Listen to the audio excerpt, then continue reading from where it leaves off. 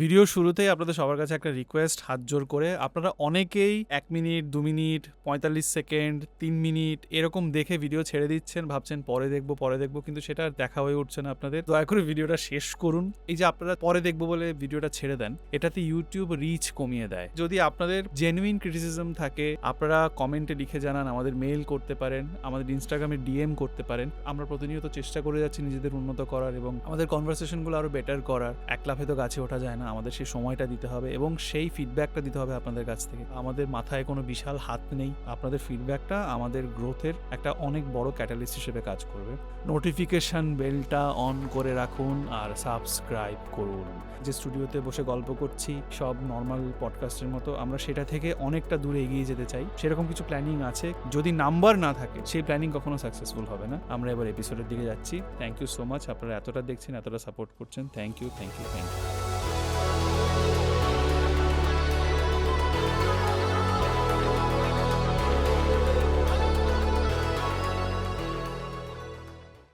America এই যে নিজের ইচ্ছে মতো আমার যেটা ইচ্ছে করবে আমি সেটা করব, তোমার কোনো ব্যালেন্সড স্ট্যান্ড পয়েন্ট থাকতে পারে না। তুমি আমাদের সাথে আছো নয় আমাদের বিরুদ্ধে আমাদের আছো। আমাদের ওয়ার অন টেরর হয়, ওয়ার অন টেররে তুমি আমেরিকাকে সাপোর্ট করতেই হবে, তাহলে আমি ধরবো তুমি আমার সাথে আছো। যদি তুমি আমাকে সাপোর্ট না করো তাহলে তুমি আমার বিরুদ্ধে, তুমি মানে ফর দ্য টেররিস্ট তুমি কাজ করছো।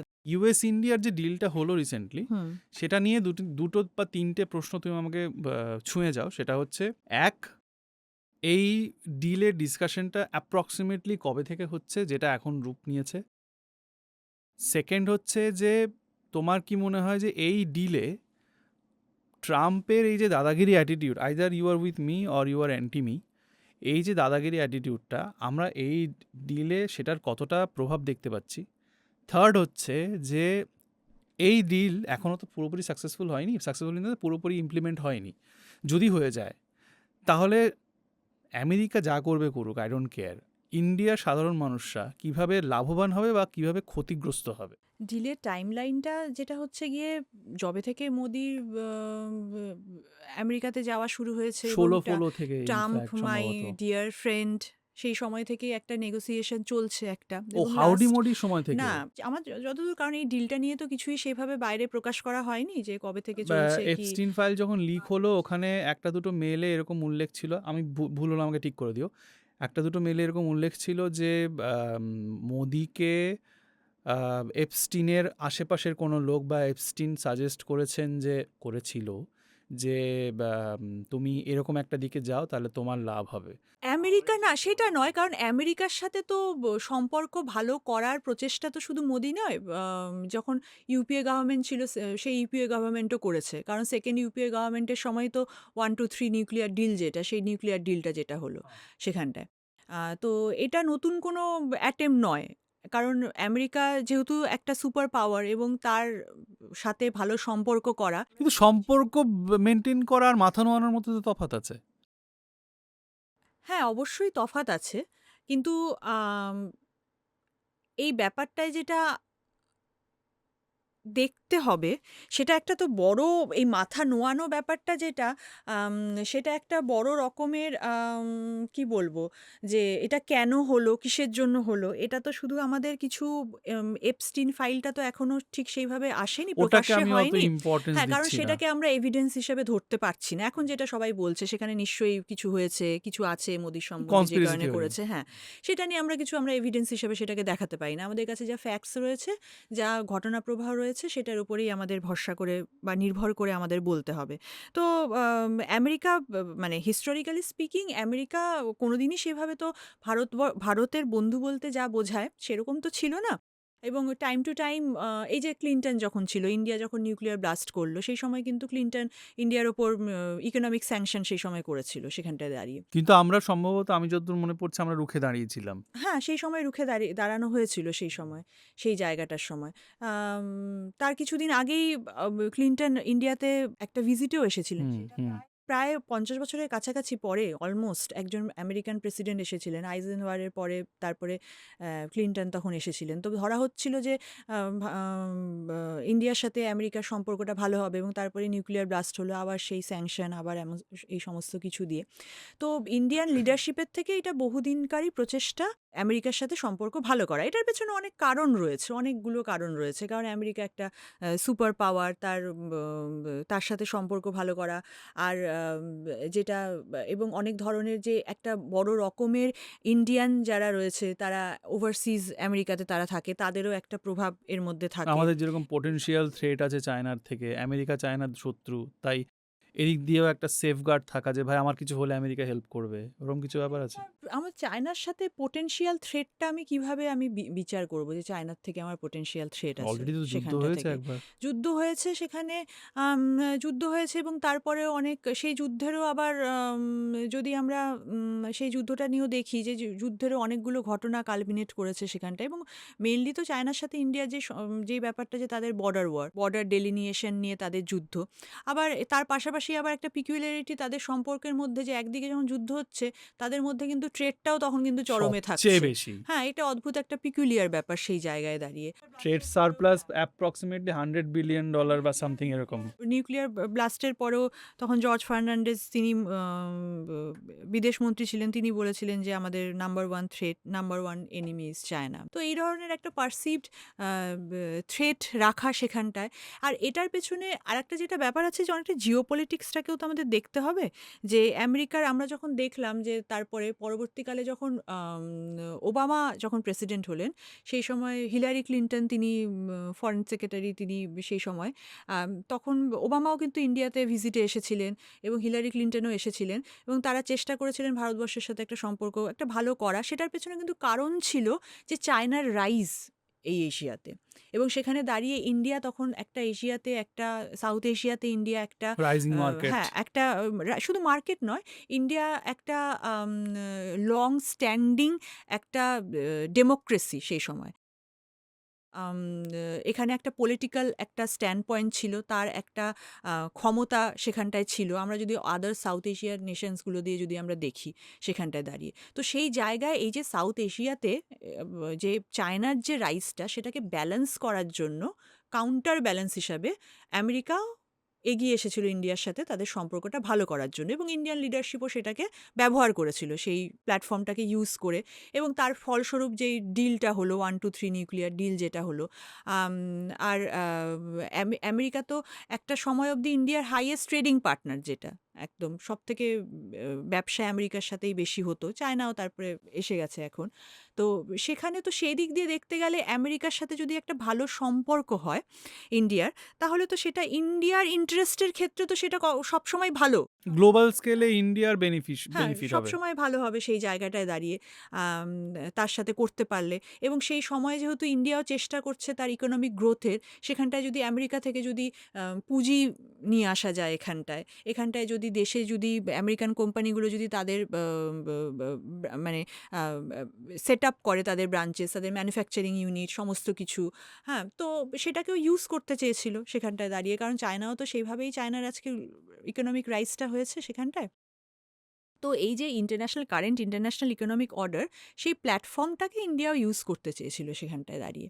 তো সেই জায়গা থেকে দেখতে গেলে সেখানে কোনো ভুল নেই। একটা দেশের তার অ্যাসপিরেশন থাকতেই পারে, হুম সে হুম। একটা শক্তিশালী দেশের সাথে গিয়ে সে মানে সে যেতেই পারে, তার সাথে ব্যবসা করতে বা তার সাথে ভালো সম্পর্ক করতে সে যেতেই পারে। এখন যে বিষয়টা হচ্ছে, একটা আন্তর্জাতিক ক্ষেত্রে একটা দেশকে যদি আমরা তার স্ট্যান্ডিংটা আমরা যদি দেখতে চাই, তাহলে আমরা কিভাবে দেখব যে সেই দেশের বিভিন্ন ইস্যুতে সেই দেশের স্ট্যান্ড পয়েন্টটা কী আছে, বা সে কীরকমভাবে সেখানটায় পার্টিসিপেট করেছে, কিভাবে করেছে।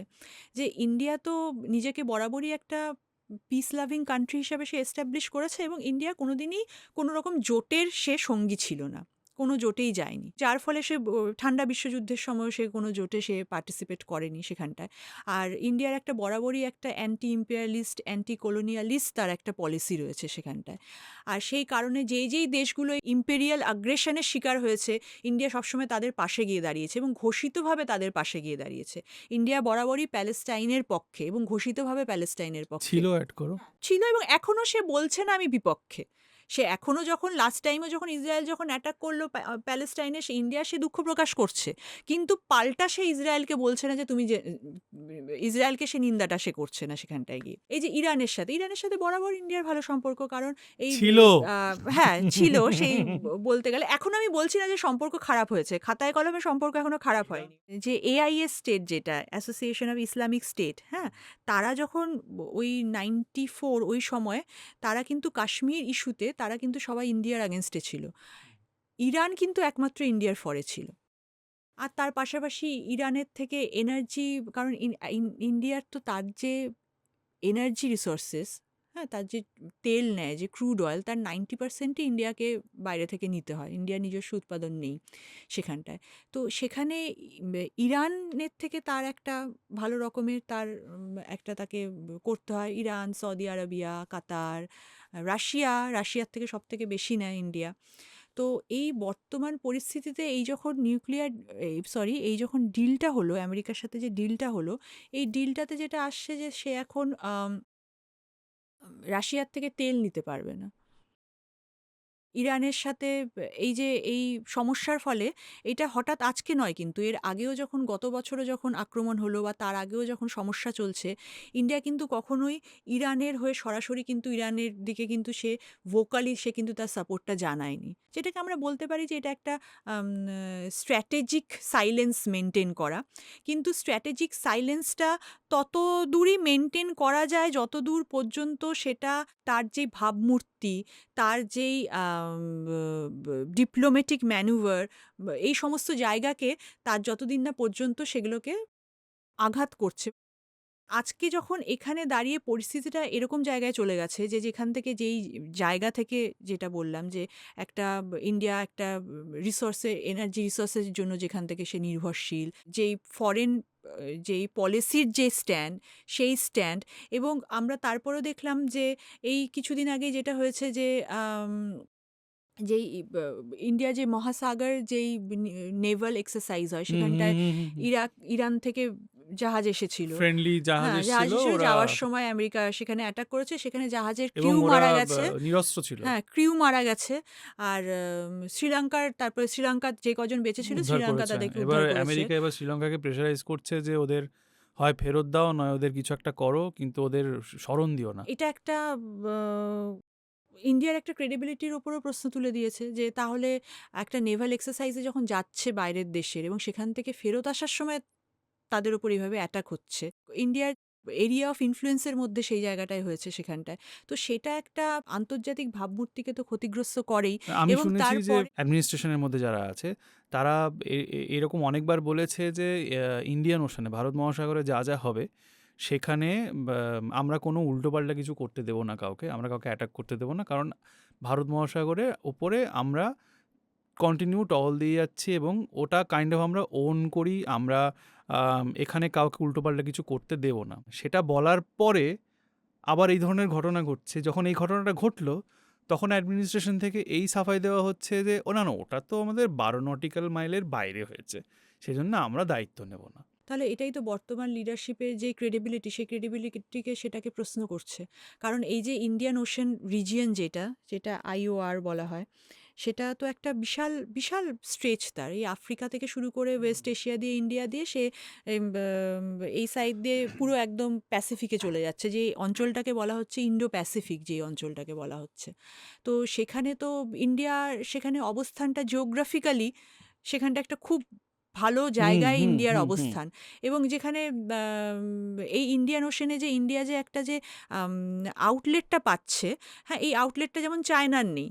চায়নাকে আসতে গেলে নেপাল দিয়ে বাংলাদেশ দিয়ে ঢুকতে হচ্ছে, ইন্ডিয়া সেখানে সরাসরি পাচ্ছে। সেখানে কিন্তু চায়নার কিন্তু বরাবরই একটা ইন্ডিয়ার ওপরে, সেই কারণে একটা তাদের একটা ইন্ডিয়ান ওশেনটা যাতে ইন্ডিয়াজ ওশেন না হয়ে যায় সেটা নিয়ে কিন্তু চায়না বরাবরই খুব চিন্তিত সেই জায়গায় দাঁড়িয়ে। এই যে ইন্ডিয়ান ওশেন রিম যেটা রয়েছে, সেখানে তো একটা ইন্ডিয়া তো একটা মোটামুটি একটা এস্টাবলিশড পাওয়ার, এবং এখানকার মোটামুটি দেশগুলোর সাথেও ইন্ডিয়ার সম্পর্ক ভালো রয়েছে সেখানটায়। আর যেটা এই যে এই মোদি গভর্নমেন্টই প্রথম প্রথম টার্মে আসার পরে যেটা শুরু করেছিল যে অ্যাক্ট ইস্ট পলিসি, এবং সেখানে গিয়ে ইন্ডিয়ান ওশেনে যে আরও দেশগুলো রয়েছে, এই শ্রীলঙ্কা বা মরিশাস বা আফ্রিকার যে জৌবতী, এই সমস্ত দেশগুলোতে যাওয়া, সম্পর্ক ভালো করা, সেগুলোর একটা প্রচেষ্টা শুরু হয়েছিল সেই সময়টায়। স্ট্র্যাটেজিক্যালি এটা একটা খুবই ইম্পর্টেন্ট জায়গা। মারিটাইম সিকিউরিটির পাশাপাশি এখানটায় তো একটা কমার্শিয়াল লাইনও তো এগুলো একটা, যেমন এই যে ইরানে স্ট্রেট আক্রমণটার অফ ফলে স্ট্রেট হরমুজ। অফ হরমুজ যেটা বন্ধ হয়ে গেছে, শুধু চায়না ছাড়া কাউকে যেতে দেবো না। 20% তার ক্রুড অয়েল, যে তার এই যে ওয়ার্ল্ডের যে নিড, সেটা এই প্যাসেজ লাইনটা দিয়ে দিয়ে যায়, যায়, এই হ্যাঁ, হ্যাঁ। প্যাসেজটা দিয়ে যায়, সেই প্যাসেজটা বন্ধ হয়ে গেছে সেই জায়গায় দাঁড়িয়ে। তো এগুলো তো খুব স্ট্র্যাটেজিক্যাল, এগুলো চোখ পয়েন্ট, এগুলো যদি বন্ধ হয়ে যায়, এটার এফেক্টটা কিন্তু পুরো এই রিমটার ওপর পুরো এসে পড়বে। এবং এগুলো এগুলো হচ্ছে গিয়ে আস্তে আস্তে কী হয় যে কিউমুলেটিভ এফেক্ট, আস্তে আস্তে আস্তে আস্তে সব জায়গায় সেগুলো পার্কুলেট করে যাবে আস্তে আস্তে। তো সেই জিনিসটা যেটা এখন শুরু হয়েছে, গ্যাসের দাম বাড়বে, তেলের দাম বাড়বে, মানুষের অনেক প্যানিক একটা চলে এসেছে সাধারণ মানুষের মধ্যে একটা। তো এই জায়গায় দাঁড়িয়ে যেটা প্রথম কথা, আমেরিকা এবং ইন্ডিয়ার যে সম্পর্কটা, আমরা যদি আন্তর্জাতিক সম্পর্কের ক্ষেত্রে লং স্ট্যান্ডিং ফ্রেন্ড বলি, হ্যাঁ, অল ওয়েদার ফ্রেন্ড বলি, আমরা যেমন রাশিয়াকে ইন্ডিয়ার অল ওয়েদার ফ্রেন্ড বলতে পারি, আমেরিকা তো কোনোদিনই ইন্ডিয়ার অল ওয়েদার এখনো কি ফ্রেন্ড ছিল বলতে না। পারি সেটা? এগুলোই তো প্রশ্নগুলো চলে এসেছে এই জায়গাগুলোয়। পাকিস্তান যেমন আমেরিকাকে বলতে পারে অল ওয়েদার ফ্রেন্ড, সেটা আমরা ওদের মদদ আমেরিকাকে নিয়ে বলতে পারি না। হ্যাঁ, আফগানিস্তানের সাথে বাওয়াল আমরা করছে, আমরা বেকার সেটা বলতে বেকার। পারি, হ্যাঁ, সেখানেও আফগানিস্তানে গিয়েও যারা, কারণ এই একটা কলড্রন তাকে তৈরি করে রাখতে হচ্ছে সেই জায়গাটায়। জিও পলিটিক্সটাও তো তাকে রাখতে হবে, এবং জিও পলিটিক্যালিও তাকে স্ট্রং হোল্ড তাকে রাখতে হবে। তো এখানে যেটা হচ্ছে গিয়ে এই যে এই ওয়েস্ট এশিয়াতে আমেরিকার যেটা তাকে স্ট্রং হোল্ডে তাকে রাখতে গেলে ইসরায়েলের সাথে তাকে সেই কারণে থাকতে হবে সেখানটায়। এবং তার পাশাপাশি সৌদি আরবিয়া বা এই কাতার বা এই সমস্ত জায়গাগুলো, আমেরিকা এখানে একটা হচ্ছে গিয়ে কি বলবো, যে এই যে সিকিউরিটি আর্কিটেকচারটা যদি আমরা প্রত্যেকটা ধরি, দেশেই এই বেস জায়গায় আছে ওদের। সিকিউরিটি আর্কিটেকচার, যে হুম, হুম। এই এরিয়াটাতে আমেরিকা, এই রোক স্টেটগুলো যেগুলো রয়েছে, ইরাক বা লিবিয়া একসময় যেটা ছিল, হ্যাঁ, তো এদের থেকে যে এই স্টেটগুলোকে আমেরিকা সিকিউরিটি প্রোভাইড করছে। হ্যাঁ, কারণ তাদের যখন ওই অয়েল মুনটা হয়েছিল, তাদের রক্ষা করার জন্য তাদের একটা সুপার পাওয়ার দরকার ছিল, এবং আমেরিকা সেখানটায় গেছে, সেই জায়গাটায় সে তাদেরকে সিকিউরিটি প্রোভাইড করছে, নেট সিকিউরিটি প্রোভাইডার ওয়েস্ট এশিয়ার আমেরিকা সেখানটায়। যেই কারণে ইরান এই ইউএই বা এই সমস্ত জায়গাগুলোতেও আক্রমণ চালাচ্ছিল, যদিও আজকে কিছুক্ষণ আগেই না, বলেছে ওইটা তো অন্য কারণে চালাচ্ছিল, যে মানে তাদের বেসগুলোকে বেস, ডিস্ট্রয় হ্যাঁ, এটাই তো করছিল। বললাম, এই বেসগুলো কেন রয়েছে, কারণ আমেরিকা তাদেরকে সিকিউরিটি প্রোভাইড সিকিউরিটি করছে। প্রোভাইড হুম, করছে, হুম, তারা হুম। সেই কারণে তারা তাদের ল্যান্ডকে ইউজ করতে দিচ্ছে। হ্যাঁ, তো এই কিছুক্ষণ আগে আবার ইরান বলেছে যে তারা এই দেশগুলো যেগুলো রয়েছে সেগুলো আর আক্রমণ করবে না। এশিয়াতে আমেরিকার সেরকম স্ট্যান্ড রয়েছে, বা প্যাসিফিকে গেলে সেরকম স্ট্যান্ড রয়েছে। সুপার পাওয়ার কেন সে? তাকে ব্যালেন্স করতে হবে। এই এরিয়াগুলোয় যাতে আরেকটা পাওয়ার না আসে, তারই যাতে ডমিনেন্সটা থাকে, তার জন্য তাকে যেটা করতে হবে যে আরেকটা কাউন্টার পাওয়ার তৈরি করে তাকে ব্যালেন্স করতে হবে। যেটা আমেরিকা ইন্ডিয়াকে ইউজ করতে চেয়েছিল, যেটা এই সাউথ এশিয়াতে চায়নাকে কাউন্টার করার জন্য। ঠিক আছে, সেই সময় একটা হচ্ছিল কি, যে একটা রিলেশনশিপ তৈরি হচ্ছিল। বর্তমানে যে জিনিসটা হয়েছে, আমরা যখন এই ডিলগুলো দেখছি, যে প্রথমেই যেটা করলো, প্রথমেই 50% ট্যারিফ করে দিল, তারপরে কমিয়ে আগে সেটাকে ছিল সম্ভবত 18%, 2% না 3% ছিল সম্ভবত, হ্যাঁ, না? তারপরে মাঝখানে আবার ট্যারিফ বাড়িয়ে দিল, তো 50 ছিল। তারপরে আবার 18% এখন এখন শোনা করেছে। যাচ্ছে আবার 25 করে দেবে, কথা না এখন শুনলে। সেটা নিয়ে সবাই লাফাচ্ছে যে হ্যাঁ, 18% তো করে দয়া দিয়েছে করেছে। সেখানটায়। হ্যাঁ, রাশিয়া থেকে তেল নেওয়া তেল যাবে কেনা না। যাবে না। আমি পেট্রোল পাম্পে তেল নিচ্ছিলাম। আমি পেট্রোল পাম্পের লোককে জিজ্ঞেস করলাম যে তেলের দাম কবে থেকে বাড়ছে? হুট করে মানে ও ফ্লোতে বলে দিয়েছে 2 দিন পরে। তারপর ঘুরে এসে বলছে, "না দাদা, আমি আসলে ফ্লোতে বলে ফেলেছি। আমি জানি না কবে থেকে বাড়বে।" আমি বললাম, "তো 2-3 দিনের মধ্যে তো বাড়া উচিত, কারণ আমি তো শুনলাম 25 দিনের তেল আছে।" বলল, "না, না, 85 দিনের তেল আছে তো। 25 দিনের নেই। 100 দিনের ছিল, সেটা আমরা 3 দিন আগে শুনেছি 100 দিনের ছিল, এখন শুনছি 85 দিনের তেল আছে।" তো আমি তখন ঘুরিয়ে জিজ্ঞেস করলাম যে, 3 দিনে 100 দিনের তেল 85 দিনে কি করে হয়? বলে, "ওসব কি আর আমরা জানি দাদা, স্বাভাবিক, পেট্রোল পাম্পে তেল দেয়।" তখন একটা ইন্টারেস্টিং কথা বলল, সেটা হচ্ছে, "চিন্তা করবেন না, রাশিয়া তো বলেছে তেল দেবে।" এই সেন্টেন্সটা আমার এত ইন্ট্রিগ করলো, আমি হাসলাম মনে মনে। উনি বলছেন, পেট্রোল পাম্পের একজন কর্মচারী বলছেন, রাশিয়া তো বলেছে তেল দেবে। মানে মিস ইনফরমেশন কতটা গভীরে ঢুকে গেছে। ও যদি এটা বলতো যে হ্যাঁ সামনেই তো রাশিয়া থেকে তেল আসবে শুনছি, এটা আলাদা বিষয়, কিন্তু রাশিয়া তো বলেছে তেল দেবে, মানে গ্রাউন্ডে লোককে কি খাওয়ানো হচ্ছে? সত্যিটা হচ্ছে আমেরিকা বলল যে ভাই পারমিশন দিলাম, নাও 30 দিন তেল নাও। এখন তো ক্রুড অয়েলের দাম বেড়ে গেছে, রাশিয়ার তো প্রফিট। রাশিয়া বিজনেস করবে।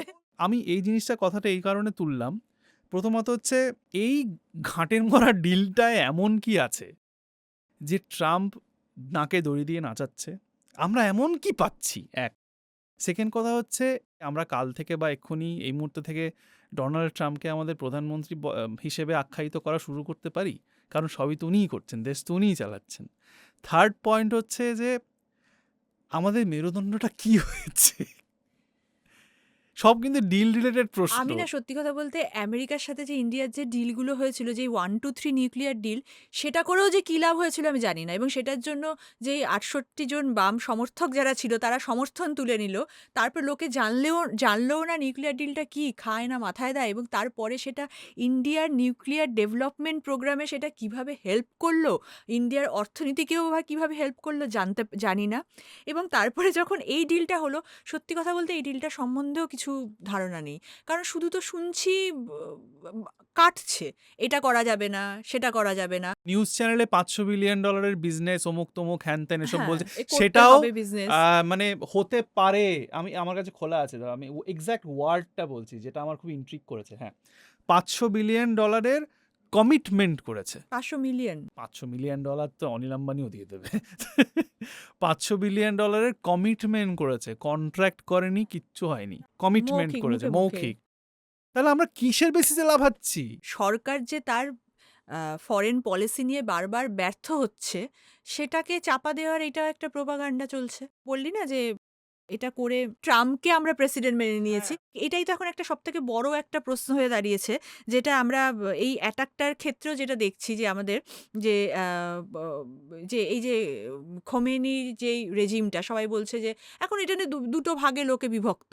যে সবাই বলছে রেজিমটা একটা তো মানে অটোক্রেসি ছিল, তাকে ইন্টারফেয়ার করে তার রেজিমের পতন হয়েছে, এবার একটা ডেমোক্রেটিক একটা রেজিম আসবে। এই যে রিসেন্ট প্রোটেস্টটা হলো, যেটা লিডস টু খামিনির যে মানে রেজিম একটু নড়ে চড়ে বসেছিল যে কারণে, এটা আমেরিকার ম্যানুফ্যাকচার করা, আমি শুনেছি এটা। সিআইএ তো এরকম অনেক বিষয়ে ইন্টারফেয়ার করে, পলিটিক্যাল, যেটা বললাম যে 1951 এ তাদেরকে জাস্ট আমি অ্যাড যখন করি, আরেকটা জিনিস অ্যাড করি, এটা বলতে গিয়ে মনে পড়লো। সেটা হচ্ছে রিসেন্টলি যেদিন খামিনি মারা গেলেন, তার একদিন কি দুদিন পরে এই জিনিসটা চাউর হচ্ছিল, সত্যি মিথ্যে জানি না, যে যারা প্রোটেস্ট করছিলেন ইরানে, তাদের কাছে বা ইরানিয়ান সিটিজেনদের কাছে এরকম টেক্সট বা নোটিফিকেশন যাওয়া নাকি স্টার্ট হয়েছিল যে আপনারা প্রোটেস্টটা আবার শুরু করুন, রেজিম একেবারে উল্টে পাল্টে দিন, কারণ খামিনির এখনও অনেক চালাজামুন্ডারা চালাচ্ছে, সুপ্রিম লিডার হিসেবে সুপ্রিম পাওয়ার চালাচ্ছে। তাদের তো একটা ব্যবস্থা আছে, তাদের এখনো জাজেসরা রয়েছে, কাউন্সিল অফ যে লিডার্স তারা রয়েছে।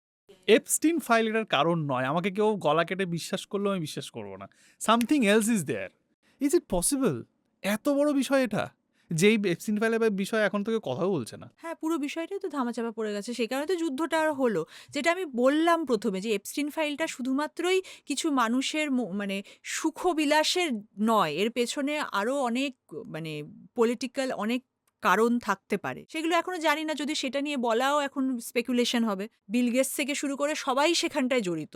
এটার যে আফটার এফেক্ট কতদূর এবং এটা কোথা থেকে কত গভীরে এটার আছে, বিস্তৃত আছে, সেটা সত্যিই জানি না। এবং এখন যদি এটা নিয়ে আলোচনাও করতে যাই, সেটাও তাহলে এখন এগুলো স্পেকুলেশন হবে আমাদের। আমরা কোথায় গিয়ে এতটা ডেসপারেট হয়ে গেলাম, বা এতটা অপারগ হয়ে গেলাম, বা এতটা মেরুদণ্ড বিক্রি করে দিলাম যে যাই বলছে সব মাথা নত করে মেনে নিচ্ছি? দিস ওয়াজ নট আস।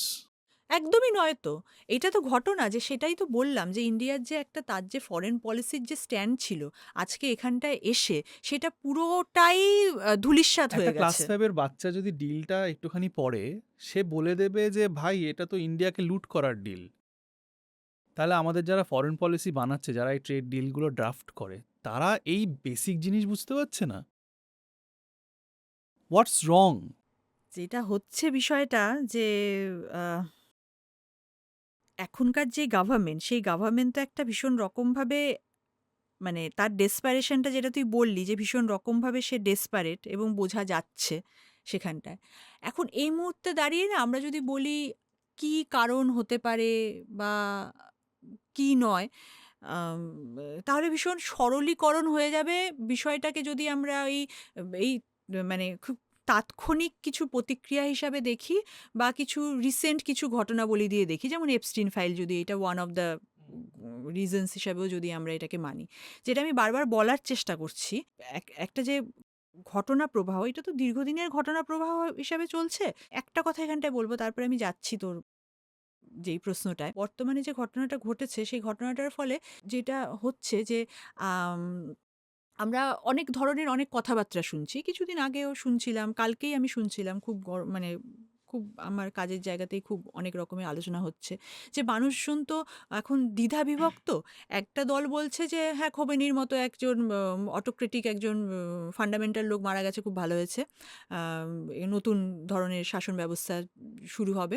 আবার একটা দল বলছে যে সে একজন ইলেক্টেড লিডার, তাকে যদি সরাতে হয় সেই দেশেরই জনগণরা সরাবে। বাইরে থেকে কেন কেউ তার ইন্টারভিন জন্য করে করবে? পলিসি আছে, হ্যাঁ, পন্থা তার আছে। জন্য বাইরে থেকে কেন ইন্টারভিন করা হবে সেই জায়গাটায়? এটা নতুন কোনো ঘটনা নয়। কারণ এই জিনিসটা কি হতে পারে আমরা দেখেছি, আমেরিকা যখন ইরাককে অ্যাটাক করলো বা আফগানিস্তানে অ্যাটাক করলো, আজও সেখানকার যে ভেতরের যে আভ্যন্তরীণ যে রাজনৈতিক অবস্থা, সেটা এখনো সেটার খুব খারাপ ভঙ্গুর অবস্থাতে অবস্থা। রয়েছে। হ্যাঁ, এবং তার ফল তো আম আ যেই আমেরিকার লোকজনকেও ভোগ করতে হচ্ছে। কারণ এই যুদ্ধের যে এত দিনকার লং স্ট্যান্ডিং যুদ্ধের যেই খরচ ট্যাক্স পেয়ারদের টাকা দিয়েই আসছে, এবং যুদ্ধে যে এত লোকবল নিহত হচ্ছে, আমেরিকার সৈন্যরাও তো নিহত হচ্ছে সেখানটা দাঁড়িয়ে। এই কিছুদিন আগে যে আমেরিকার একজন মারিন একজন চিফ, তিনি বলেছেন যে আমরা ইসরায়েলের যুদ্ধ গিয়ে আমরা করব না, ইসরায়েলে। আজকে সকালবেলায় দেখছিলাম যে তোমার এই পার্টিকুলার যুদ্ধটা, যেটা এখন অনগোয়িং যুদ্ধ, এটা করতে গিয়েও মোটামুটি $218 বিলিয়ন লস আমেরিকাকে বেয়ার করতে হবে।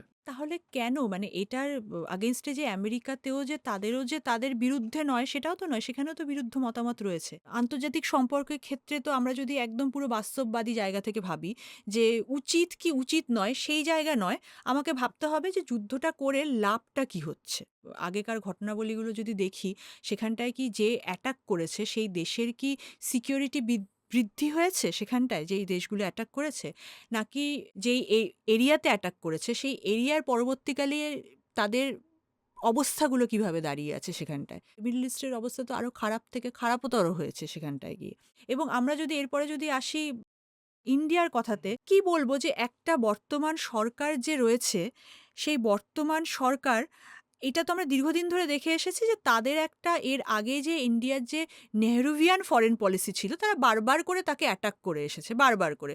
নেহরুর সময় আমরা বশ্যতা স্বীকার করেছি বা আমরা সবকিছু মেনে নিয়েছি, তুমি অনেক দুর্বল, রকমের খুবই অমুক দুর্বল তমুক, অমুক। হ্যান ত্যান। কিন্তু আজকে কিন্তু আমাদের মানতে হবে যে ইন্ডিয়াতে যে একটা, যে ইন্ডিয়ার যে একটা ইন্টারন্যাশনাল জায়গায় যে একটা ইন্ডিয়া স্ট্যান্ড ছিল, that was because of Nehruvian foreign policy. একটা ব্যালেন্সড জায়গা ব্যালেন্সড ছিল। পলিসি, যেই সমস্ত দেশগুলো এই ধরনের আগ্রেশনের শিকার, তাদেরকে সাপোর্ট করেছে সেখানটায়, সেই জায়গায় দাঁড়িয়ে। দেশের প্রত্যেকটা দেশের তার যে এই যে রাইটস টু সেলফ ডিটারমিনেশন, তার যে সার্বভৌমত্ব, একটা দেশকে আমরা দেশকে দেশ বলি কেন? কারণ তার সার্বভৌমত্ব রয়েছে, তাকে বাইরে থেকে যে কোনো দেশ তাকে অ্যাটাক করতে পারে না। হ্যাঁ, সেই সার্বভৌমত্বের পক্ষে কথা বলা ভারতবর্ষের, যে কারণে গরিব বা ডেভেলপিং বা আন্ডার ডেভেলপ দেশগুলো বরাবর তারা ইন্ডিয়ার মুখাপেক্ষী। এবং আমাদের আরেকটা জিনিস যেটা, যে এই যে ইন্ডিয়ান ওশেন রিজিয়নটায় কিন্তু যে এই যে আফ্রিকার যে কিছু গরিব দেশ রয়েছে সেখানটায়, সেই গরিব দেশগুলোর কাছে তো ইন্ডিয়া তো একটা খুব বড় পাওয়ার। হুম, হুম, হুম, হুম। কারণ ইন্ডিয়া কিন্তু চন্দ্রায়ন করেছে, ইন্ডিয়া একটা ইকোনমিক ভালো জায়গায় রয়েছে। তো ইন্ডিয়া যে এই দেশগুলোর সাথে যখন সুসম্পর্ক বানানো, তার যে একটা ইমপ্যাক্ট, সেই ইমপ্যাক্টটাও কিন্তু হঠাৎ করে তৈরি হয়ে যায়নি। সেটাও কিন্তু এই দীর্ঘ এই যে ফরেন পলিসি স্ট্যান্ড, যেটা নেহরুভিয়ান ফরেন পলিসি, সেটারই কিন্তু কালমিনেশন হচ্ছে সেগুলো। তো এখন হঠাৎ করে এসে তার একটা পুরো 360 ডিগ্রি চেঞ্জ। হ্যাঁ, এবং 360 ডিগ্রি চেঞ্জে আমরা দেখছি যে আমেরিকার সাথে ইন্ডিয়ার সম্পর্ক ডেভেলপ করে, ইন্ডিয়ার যে বরাবরই যে ট্যাঞ্জিবল গেইন বলতে যদি আমরা কিছু বুঝি, সেই ধরনের যে বিশাল কিছু তার হয়েছে, সেরকম তো আমরা কোনোদিনই কিছু দেখিনি। এই যে $500 বিলিয়ন এটার কমিটমেন্ট, কমিটমেন্ট হ্যাঁ। হয়েছে, বা এই যে এই ট্যারিফ, ওখানটা কিন্তু সরকারের কিন্তু তাদের যারা কৃষক বা এদের ওপর কিন্তু তারা কিন্তু সাবসিডি দেয় প্রচুর। আমাদের দেশে কিন্তু সেই জিনিসটা নেই। এই ধরনের একটা দুটো দেশ যখন তাদের ইকোনমিক দিক থেকেও তারা যখন এক নয়, হ্যাঁ, এবং তারপরে তাদের সরকারেরও সেখানটায় যেই সাপোর্ট বা তার ভূমিকা সেখানেও যেটা রয়েছে, সেখানেও যদি তার দেশেরই যারা ব্যবসা করবে, কৃষক বা তাদেরই ক্ষতিগ্রস্ত হবে সেখানটায় দাঁড়িয়ে, তো এটা তো খুব স্বাভাবিক রকমভাবেই এটা তার সেই দেশের যেই সাধারণ মানুষ তাদের বিরোধে যাবে। সরকার তাহলে কেন সে এত লালায়িত হচ্ছে এরকম ডিলের জন্য? ইনিশিয়ালি যেটা মনে হয়েছিল, কারেন্ট নিউ দিল্লি গভর্নমেন্ট সে এটা একটা ফ্লেক্স করতে চেয়েছিল যে দেখো, যে আমেরিকার সাথে দীর্ঘদিন তোমরা চেয়েও আমেরিকার সাথে ভালো সম্পর্ক করতে পারোনি, আমরা কিন্তু সেই ভালো সম্পর্কগুলো করে দেখালাম। মাই ফ্রেন্ড ডোনাল্ড ট্রাম্প গিয়ে কোলাকুলি করা, ওবামা যখন হয়েছিল, ওবামার সময় দেখেছিলাম ওবামা যখন রাষ্ট্রপতি হওয়ার পরে যখন স্টেট ডিনার করেছিল তখনও কিন্তু ইন্ডিয়ান প্রাইম মিনিস্টারকে সেখানে আমন্ত্রিত হয়েছিলেন। এমন নয় যে প্রথমবার ট্রাম্পের সময় হচ্ছে, এটা অনেকদিন আগে থেকেই শুরু হয়েছিল। একটা জিনিস আমার ছোট্ট যেটা চেঞ্জ মনে হয় এই ক্ষেত্রে, আগেকার যতগুলোই গভর্নমেন্ট ছিল না কেন তারা অত বেশি পাবলিসাইজ করতো না জিনিসটা, বা করতে চাইলেও অত রেঞ্জে তো ছিল না, সুতরাং পাবলিসিটিটা কম লোকের কাছে পৌঁছাতো। এখন যেটা হয়েছে, এখন একটা মানে কি বলবো, প্লেট থেকে চামচ তুলে নিলেও সেটা নিউজ হয়ে যায়। নিউজ হয়ে যায়, এবং সেই নিউজটা কতটা অথেন্টিক সেটারও একটা বিষয়, সেটাও ভাবতে হবে। সেই জন্যে লোকের মাথায় কোথাও গিয়ে এটা ঢোকাতে সহজ হয়েছে যে দেখো আমরাই কিন্তু প্রথম করছি। আমরাই যে কারণে প্রথমে এটা কখনো বলা হয়নি যে 50% বাড়িয়ে দিয়েছিল, তারপরে সেটাকে 18% করেছে। হ্যাঁ। সবাই এটাই বলছে যে কমিয়েছে, ট্যারিফ কমিয়েছে।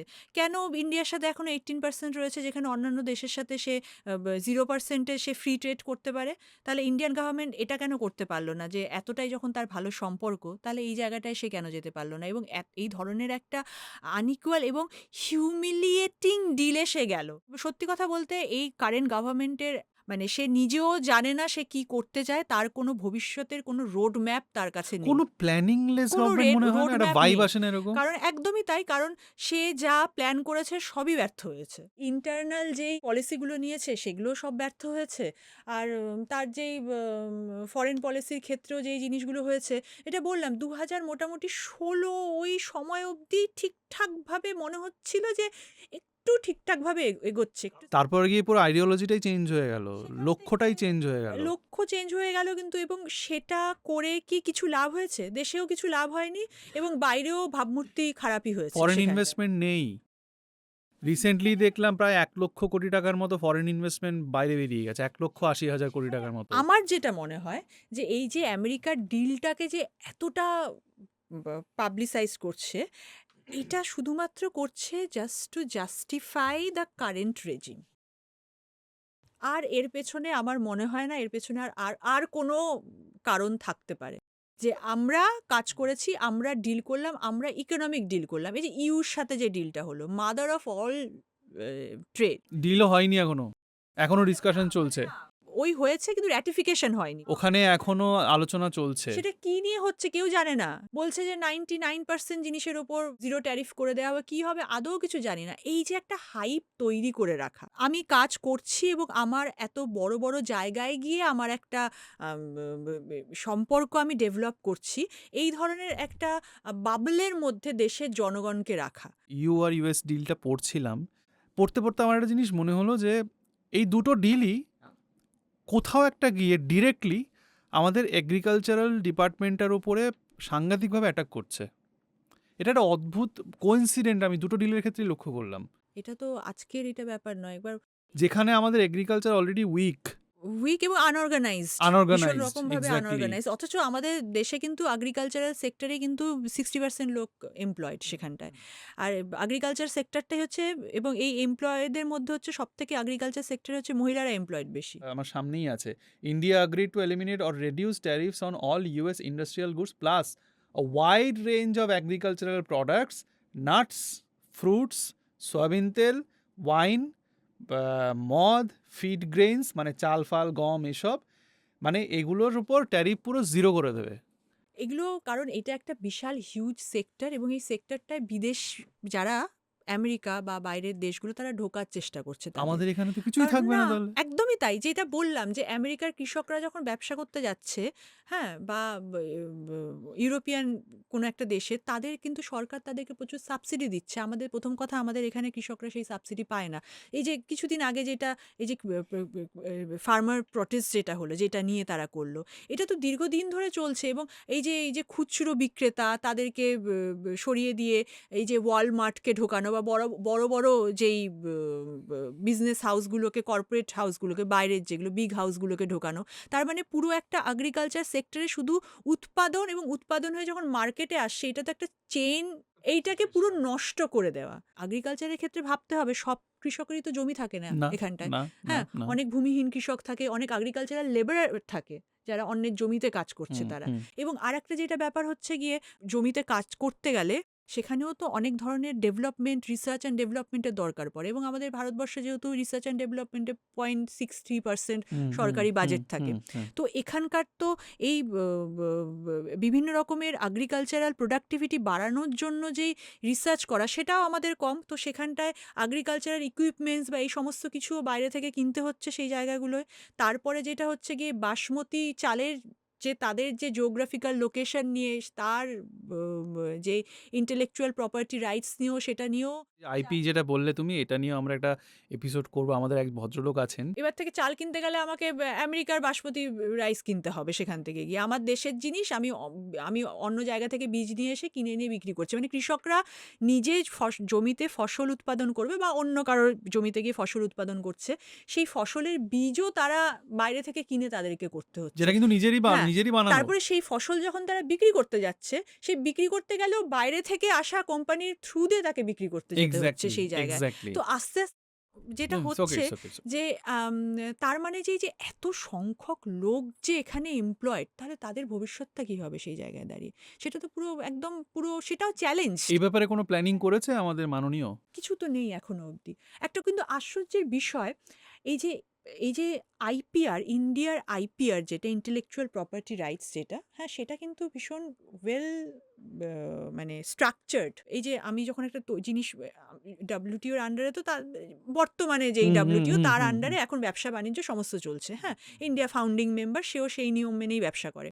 তো আমি যখন বলছি যে এটা আমার প্রোডাক্ট, সেই প্রোডাক্ট দেখানোর জন্য তো কিছু কিছু তার স্ট্যান্ডার্ড রয়েছে, হুম, যেটা বললাম জিওগ্রাফিক্যাল লোকেশন, হুম, এই আমার হুম, দেশেই হুম, তৈরি হয়। হুম, হুম। হ্যাঁ, তার বা আমার ইনোভেশন আমাকে দেখাতে হবে, সেটাও একটা, আমি যখন পেটেন্ট চাইছি তখন আমাকে দেখাতে হবে এটা আমি ইনোভেট করছি এই জিনিসটা। হ্যাঁ, এই জিনিসগুলো যেগুলো রয়েছে, এই ধরনের পয়েন্টসগুলো, সেগুলো নিয়ে কিন্তু ইন্ডিয়ার বরাবর তার কিন্তু একদম স্ট্রং স্ট্যান্ড রয়েছে। এবং এই যে বললাম বাসমতি চালের যে কথাটা বললাম, যে ইন্ডিয়া বলছে জিওগ্রাফিক্যাল লোকেশন, সেটা একদম ইন্ডিয়ার স্ট্রং স্ট্যান্ড সেখানটায়। এবং ইন্ডিয়ার যেই ফার্মাসিউটিক্যাল যেই ব্যাপারটায়, ইন্ডিয়ান ফার্মাসিরা ওয়ার্ল্ডের লিডিং জায়গায় আছে, যেই কারণে ফার্মাসি নিয়েও কিন্তু ইন্ডিয়ার ভীষণ স্ট্রং স্ট্যান্ড সেখানেও রয়েছে। আমেরিকা কোপ মেরেছে। সেখানেও কোপ মেরেছে। এবং সেখানেও কিন্তু বরাবর ইন্ডিয়ার যেই আইপিআর রেজিমটা, কিন্তু এই যে বর্তমানে যে ইন্ডিয়ার যে আইপিআর রেজিমটা, সেটাও কিন্তু ডেভেলপ হয়েছিল সেই নেহরুভিয়ানের পলিসির আন্ডারেই কিন্তু ডেভেলপ হওয়া।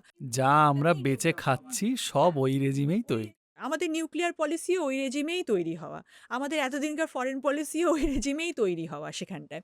এই কথাগুলো তো মানুষ জানছে না। কিন্তু আজকে দাঁড়িয়ে যেই পরিস্থিতি দাঁড়িয়েছে, যে একটা যেহেতু এই যে এই আইপিআর এর ক্ষেত্রেও ডেভেলপড আইপিআর রেজিম রয়েছে, সেটাতেও যে আমরা আমেরিকার দাদাগিরি মেনে নেব না, এতদিন ধরে যে একটা স্ট্যান্ড নেওয়া হয়েছিল, ইন ফিউচার সেটাও চ্যালেঞ্জড হবে সেই জায়গাটাও। হ্যাঁ, সেখানটায় দাঁড়িয়ে তো এই যে একটা সব জায়গায় যে একটা একটা বশ্যতা স্বীকার করে নেওয়া, একটা আমেরিকার বশ্যতা স্বীকার করে নেওয়া, সেটা কি থেকে হতে পারে? সেটার কারণ যদি আমরা ধরি, যে মানে ইন্টারন্যাশনাল অর্ডার রয়েছে এবং ইন্টারন্যাশনাল ইকোনমিক অর্ডার যেটা রয়েছে, হ্যাঁ, সেখানটায় তার একটা স্ট্যান্ড সেখানটায় নেওয়া, সে একটা কি প্লেয়ার হতে চাইছে ইন্ডিয়া সেই জায়গায় দাঁড়িয়ে। তো সেখানটায় সেটাকে যদি আমরা দেখতে আসি, তাহলে আমরা কিভাবে দেখব যে ইন্ডিয়ার অভ্যন্তরে তার ইকোনমিক ডেভেলপমেন্ট কি হচ্ছে, ম্যানুফ্যাকচার তার কি হচ্ছে? ম্যানুফ্যাকচার তার এখনও সেই 16%ই তার আটকে আছে সেখানটায়। এই যে এত জিডিপি হচ্ছে, জিডিপি এখনও 7 পয়েন্ট সামথিং, কীভাবে হচ্ছে? তো এটা বলা হচ্ছে জবলেস গ্রোথ হচ্ছে, জবলেস ইকোনমি। হ্যাঁ, প্রোডাকশন হচ্ছে কিন্তু জব ক্রিয়েট হচ্ছে না। ওয়েলথ ডিস্ট্রিবিউশনটা হচ্ছে না। ফরেন ডিরেক্ট ইনভেস্টমেন্ট আমাদের কি আসছে? স্পেশাল ইকোনমিক জোন কি তৈরি হচ্ছে? কিছু হচ্ছে না। চায়নার ডেভেলপমেন্ট শুরুই হলো স্পেশাল ইকোনমিক জোন দিয়ে। লেবার ল চেঞ্জেস হলো, যেটা বলা হলো যে ইজ অফ ডুইং বিজনেস কেন ইন্ডিয়ার কম? কারণ এখানটায় এই এত ধর্মঘট হয়, হরতাল হয়, বাইরের কোম্পানিগুলো তারা ইনভেস্ট করতে হুম আসে না হুম হুম এখানটায়। এগুলো হুম। বলছে এখানটায়। বলা হলো যে অ্যাপেল এখানটায় ম্যানুফ্যাকচারিং ইউনিট খুলবে। কিন্তু এগুলো তো আমরা দেখছি আশেপাশের দেশগুলোতেও হচ্ছে এই ধরনের জিনিস। ম্যানুফ্যাকচারিং খোলেনি, তবে অ্যাসেম্বলিং ইউনিট তো খুলেইছে। সেটা সব দেশেতেই আছে, সেটা ভিয়েতনামে গেলেও আছে, সেখানেও আছে। তো এই জায়গাগুলোর যে এই যে ইন্ডিয়া পারতো তার যে ট্র্যাডিশনাল ইন্ডাস্ট্রির জায়গাগুলো, সেই জায়গাগুলোতেও সে এফডিআই সে অ্যাট্রাক্ট করতে পারতো, যেমন টেক্সটাইল বা হ্যান্ডিক্রাফট বা এই সমস্ত জায়গাগুলো। সেখানেও কিছু হয়নি। সে বাংলাদেশেও এখন দেখছি টেক্সটাইল ইন্ডাস্ট্রি ডেভেলপ করছে সেইখানটায় দাঁড়িয়ে। ভিয়েতনামে তো আছেই সেখানটায় টেক্সটাইল ইন্ডাস্ট্রি। তাহলে আমরা যদি ইকোনমির জায়গাটাকে দেখি, তাহলে সেই জায়গাটাতেও কোনো জায়গায় পৌঁছতে পারিনি, এবং সেই জায়গাটাতেও আমাদের এই যে প্রচেষ্টা আমেরিকার কাছে গিয়ে এই দীর্ঘদিনের প্রচেষ্টা, সেটাও বিশেষভাবে সেটার একটা খুব পজিটিভ ইম্প্যাক্ট কিছু আনতে পারেনি। বর্তমানে তো ক্রেডিবিলিটি একটা প্রশ্নের মুখে দাঁড়িয়ে গেছে সেখানটায় দাঁড়িয়ে। আজকে যারা আমাদের লং স্ট্যান্ডিং অ্যালিজ আমাদের, হ্যাঁ, রাশিয়া, ইরান, হ্যাঁ, সব জায়গাতে আমরা আমেরিকা বলছে জন্য আমরা তাদের পুরো সাথে, অপোজিট হ্যাঁ, ডিরেকশনে তাদের সাথে, হাঁটছি। হ্যাঁ, আমরা তাদের সাথে আড়ি করে নিচ্ছি। এইরকম ব্যাপার হয়ে গেছে। কেন?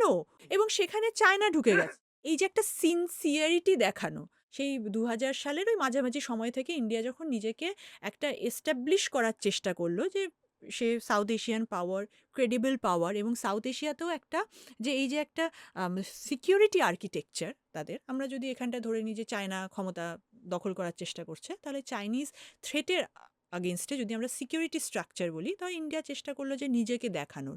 হ্যাঁ, যেই কারণে বিভিন্ন রকমের ডিল, সিকিউরিটি ডিল, বা এই যে বিভিন্ন রকমের রিজিওনাল, সাব রিজিওনাল অর্গানাইজেশনগুলো যোগ করা, বিভিন্ন রকমের নেভাল এক্সারসাইজেস করা, এগুলো ইন্ডিয়া শুরু করলো এই সমস্ত জায়গাগুলো। তারপরে যখন ইন্ডিয়া চেষ্টা করলো যে মানে ওই প্যাসিফিকের দিকে যাবে, এশিয়া প্যাসিফিক সেখানটায়, বা ইন্ডো যেই প্যাসিফিক পুরো রিজিয়নটা, মানে প্যাসিফিক থেকে শুরু করে ইন্ডিয়ান ওশেন অব্দি রিজিয়নটা যেখানটায় ১৪ ওই সময় থেকে সেখানে এন্ট্রি নেওয়ার চেষ্টা শুরু করলো সেখানে। তারপরে সব জিনিসই গুবলেট হয়ে গেল। বর্তমানে তার মধ্যে সেই সিনসিয়ারিটিটুকুই কেউ দেখতে পাচ্ছে না। People are watching, the international community is watching. এই জায়গা থেকে আমার কয়েকটা জাস্ট পয়েন্ট আমি একটু ধরলাম। এই যে সিনসিয়ারিটির অভাব, এটা তো এখন ব্ল্যাক অ্যান্ড হোয়াইটের মতো পরিষ্কার, দিনের আলোর মতো পরিষ্কার, এবং অল ওভার ওয়ার্ল্ডে পরিষ্কার। এবার ওয়ার্ল্ড লিডাররা, বাকি যারা ডেভেলপড নেশন বলি বা ডেভেলপিং নেশন বলি, যাদের সংস্পর্শে থাকলে আমাদের সবচেয়ে বেশি লাভ, আমি তাদের কথা বলছি। ওরা কিভাবে এটা ইউটিলাইজ করার চেষ্টা করতে পারে আমাদের আরও উইক করে দেওয়ার জন্য, যে ইন্ডিয়াকে সুপার পাওয়ার হতে দেব না। আমি বলছি যে ইন্ডিয়ার যে পারসেপশন ওয়ার্ল্ডের কাছে, সেটা তো একটা ভালো পাওয়ারের পারসেপশন, এলিতেলি তো পারসেপশন নয়। কিন্তু ইট হ্যাজ বিকাম এলিতেলি। এই যে সিনসিয়ারিটির অভাব, এটা এই পারসেপশনটাকে কতটা এফেক্ট করছে, এক। সেকেন্ড কথা হচ্ছে যে আমাদের যে মাননীয় ইরান বম্বিংয়ের জাস্ট একদিন কি দুদিন আগে সুন্দর একটা কাজ করে এলেন, ইসরায়েলে গেলে এটা কিভাবে আমাদেরকে এফেক্ট করবে ইন ফিউচার। থার্ড পয়েন্ট, একদম লাস্ট পয়েন্ট, সেটা হচ্ছে এই টোটাল বিষয় যা যা হচ্ছে এখন ইন্ডিয়াকে ঘিরে, এটার জন্যে আমরা একদম গ্রাউন্ড লেভেলে পাতি লোকেরা কিভাবে এফেক্টেড হব in future, near at least next 5 বছর। এই তিনটে জিনিস দিয়ে আমরা আজকে শেষ করব।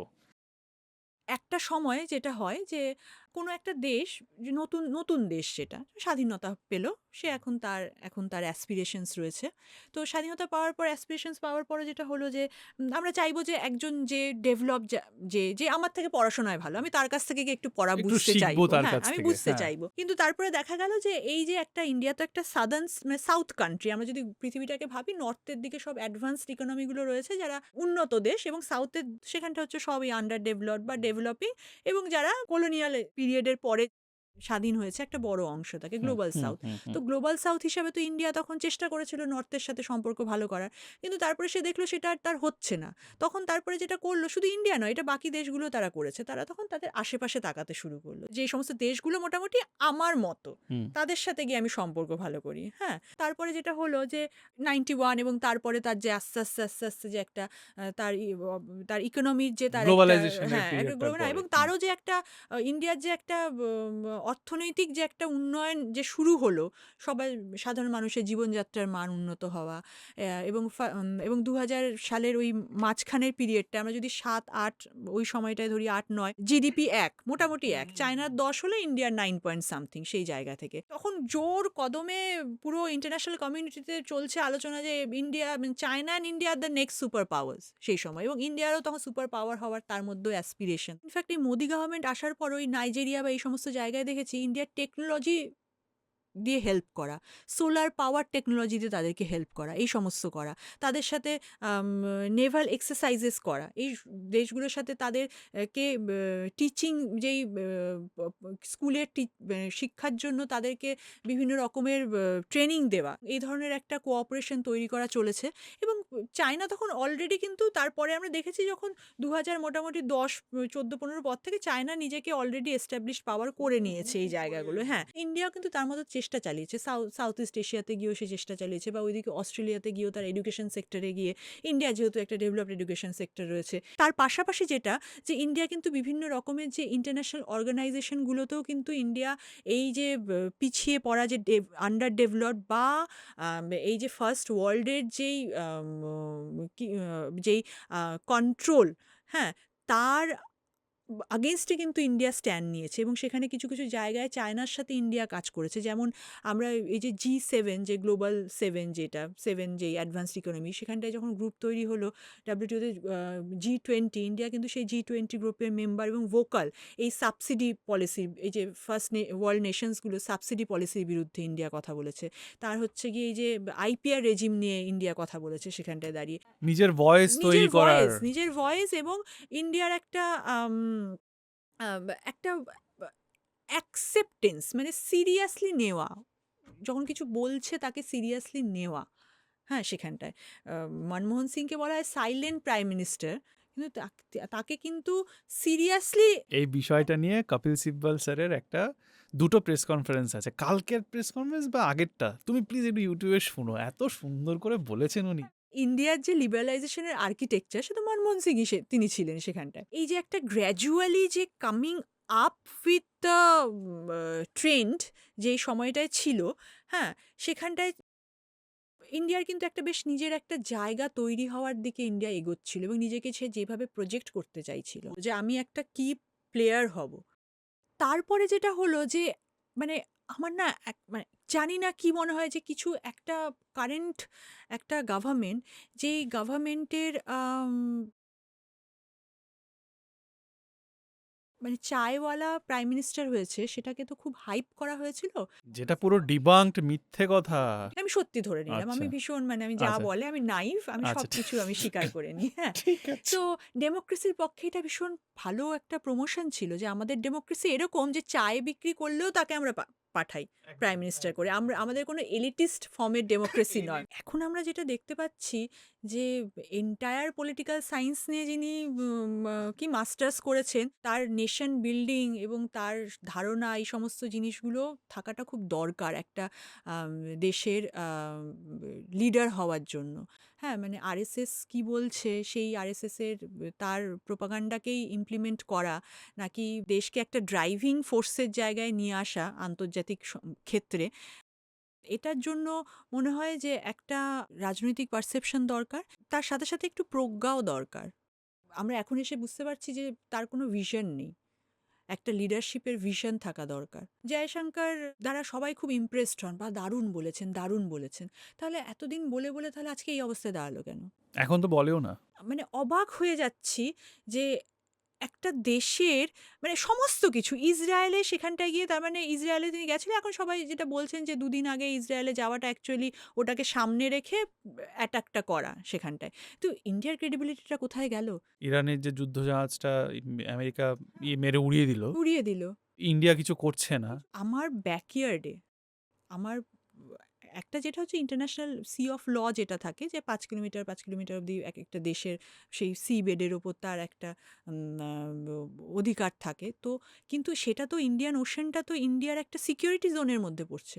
সেই সিকিউরিটি জোনে এসে আরেকটা দেশ বাইরে থেকে এসে সেখানটায় একটা দেশে যে তোমারই নেভাল এক্সারসাইজ করে ফিরছে, তাহলে এটা কি মেসেজ দিচ্ছে? তার মানে আমি নিজের জোনকেও আমি সিকিওর করতে পারি না। ইন্ডিয়া যে এই যে চেয়েছিল যে তার একটা এই ইন্ডিয়ান ওশেন রিজিয়ন জোনের যেটা, হ্যাঁ, সেখানটায় সে একটা সিকিউরিটি প্রোভাইডার হবে এই সমস্ত দেশগুলোর ক্ষেত্রে, সেই জায়গাটাও তাহলে চ্যালেঞ্জড হয়ে গেল। সেখানেও একটা বড় প্রশ্নের মুখে দাঁড়িয়ে কারেন্ট রেজিমের যেই হচ্ছে গিয়ে তার অর্থনৈতিক উন্নয়ন, সেটাও একদম ধূলিসাৎ। সেকেন্ডলি যেটা আসলো জিওপলিটিক্সের ক্ষেত্রে, সেখানেও তাহলে সে ব্যর্থ হচ্ছে। তাহলে ইন্ডিয়ার উপর ভরসা করবে কেন? এই যে বললাম যে ছোট আফ্রিকার যে অনেকগুলো ছোট দেশ আছে তাদের কাছে ইন্ডিয়া তো একটা বড় পাওয়ার, তাহলে তারা কিসের জন্য ভরসা করবে? দরকারের সময় আমি যদি তোমার কাছে যাই, তুমি তো নিজে ইউ আর নট সিকিওর।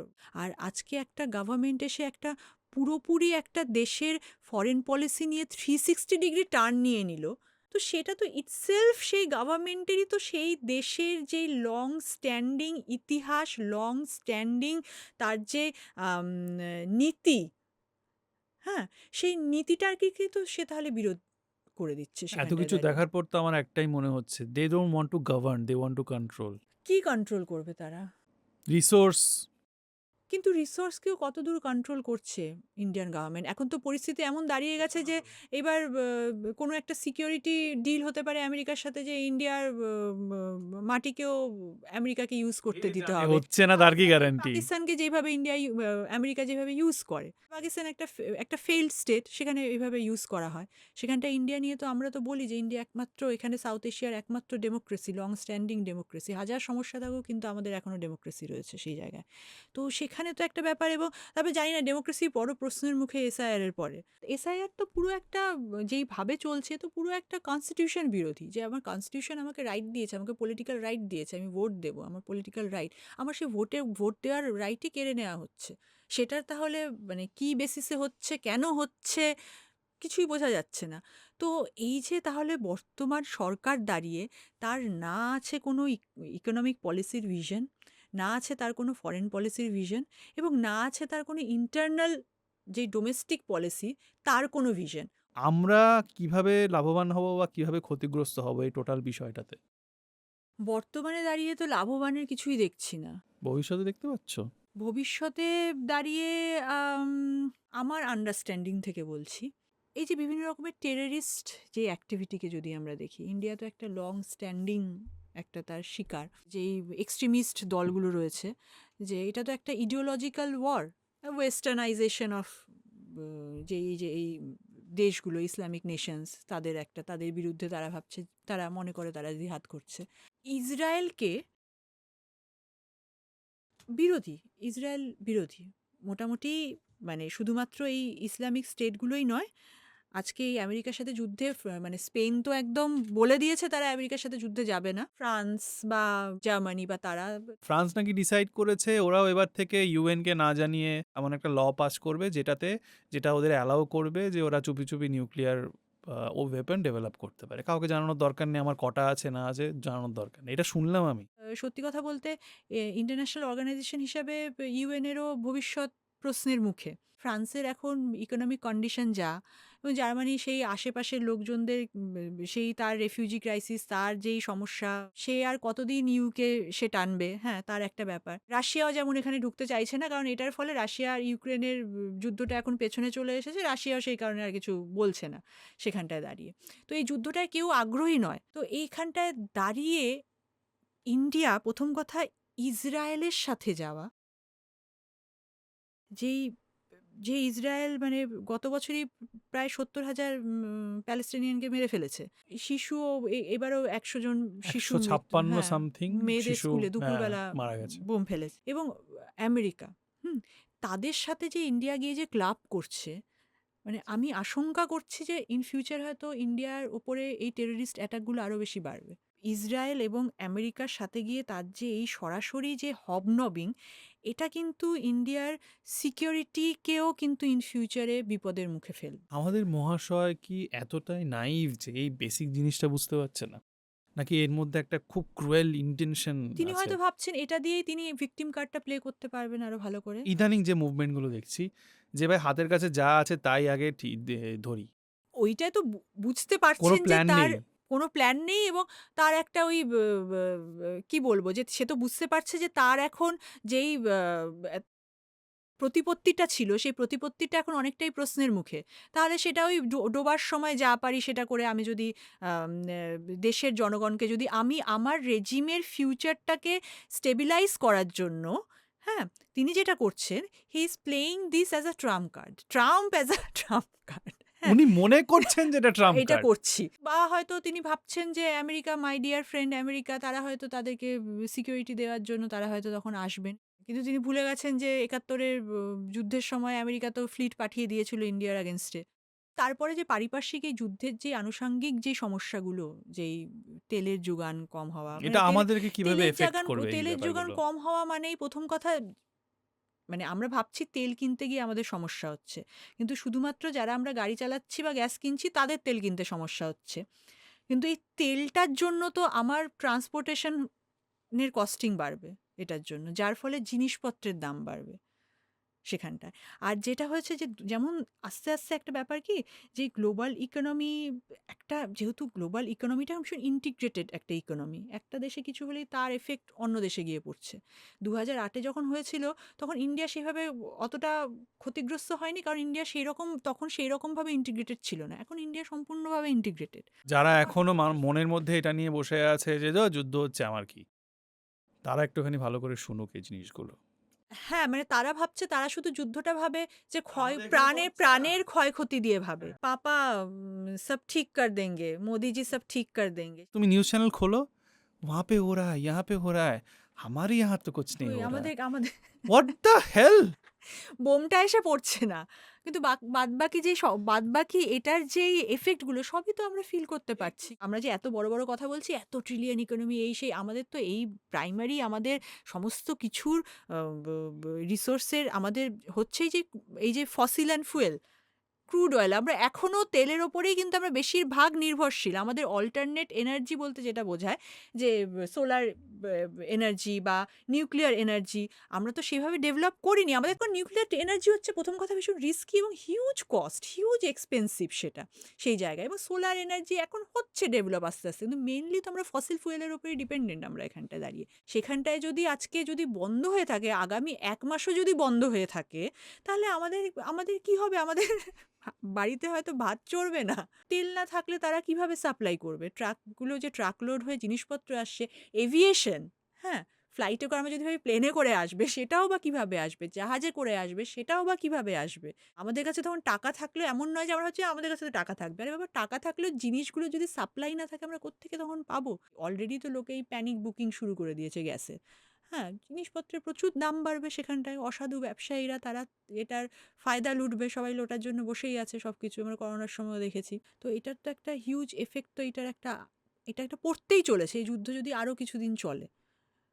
হ্যাঁ, জানি না কবে শেষ হবে এই যুদ্ধ এখানটায়, এবং শেষ হলেও সেটারও আফটার এফেক্ট সেখানটায় থেকে যাবে। সৌদি আরবিয়া অলরেডি তার অয়েল রিফাইনারি তারা বন্ধ করে দিয়েছে। কাতারও তাই বলছে মোটামুটি, যে তারা বন্ধ রাখবে কি এই ধরনের। তো এই যে একটা সব সব জায়গাতে একটা ভয়ের পরিবেশ। আমি তো বারবার করে বলছি, ২০১৫-১৬ অব্দিও মনে হচ্ছিল যে ঠিক আছে, এই সরকার ইন্টেনশনটা ভালো। যদি সিনসিয়ারলি এগোতে পারে তাহলে কিছু হতে পারে। এখন সত্যি আমি কিছু দেখি না কিছু হওয়ার। আমরা যেটা বলছি যে সুপার পাওয়ার, ইন্ডিয়া সাউথ এশিয়াতেও মানে ইন্ডিয়ার পজিশন চ্যালেঞ্জড, এবং সেখানেও সে কতদিন কিভাবে করে থাকবে। অ্যাটলিস্ট মানে আমি আমার দেশকে কোনো পাপেট হিসাবে দেখতে চাই না। হয়ে গেছি তো। হতে চলেছে হয়তো, আমরা ভবিষ্যতে জানি না কি হবে। আমি দেখতে চাই না অ্যাজ অ্যান ইন্ডিয়ান। আমি বর্তমান সরকারের পলিসিকে ক্রিটিসাইজ করছি বা প্রশ্ন তুলছি, কিন্তু আমি কখনোই চাই না আমার দেশ মানে should be subject to this kind of humiliation, সে যেই ধরনেরই পাওয়ার হোক সেখানটায়। কারণ আমি গর্ববোধ করি আমার দেশের পলিটিক্যাল হিস্ট্রি নিয়ে। ২০০ বছর পরে এসে সেই সাইকেলটাতে আবার পড়তে চাই না আমরা কেউ। এই যে নিও ইম্পেরিয়ালিজম, হ্যাঁ, সেদিকেই তো এখন যাচ্ছি। ইম্পেরিয়ালিজম বলতে তার পলিটিক্যাল ক্ষমতা দখল করা হয় না, এইভাবে ক্ষমতা দখল করা হয়। নিউ ইম্পেরিয়ালিজম সে তো চালায়, সেটা তো আমেরিকা তো চালায় সেটা। সেটা এখন মানে চোখের সামনে হয়ে গেছে। সেটা সত্যি কথা বলতে কখনো মনে হয়নি যে ভারতবর্ষ এই ভাবে পড়তে পারে। এবং আজ পর্যন্ত কিন্তু কোনো আমেরিকান প্রেসিডেন্ট বা তার কোনো স্পোক পারসন এসে ভারতবর্ষকে বলেছে যে তার সাথে সম্পর্ক ভালো করতে চায়, তার অ্যালি হতে চায়, এই সমস্ত কিছু কখনোই বলেনি যে তাকে অ্যালাউ করছে তেল কেনার জন্য। আমরা চায়নাকে অ্যালাউ করেছিলাম, ওদের ওখানে ইনভেস্ট করেছিলাম, ওদেরকে হেল্প করেছিলাম বড় হওয়ার জন্যে, শেখার জন্যে। ওরা আমাদের মাথায় উঠে এখন নাচছে। আমরা ইন্ডিয়াকে এটা করতে দিতে পারি না। ইন্ডিয়া সাবধান হয়ে যাও, এটা কিন্তু তোমরা এই সুবিধা তোমরা পাবে না। মানে what kind of language is this?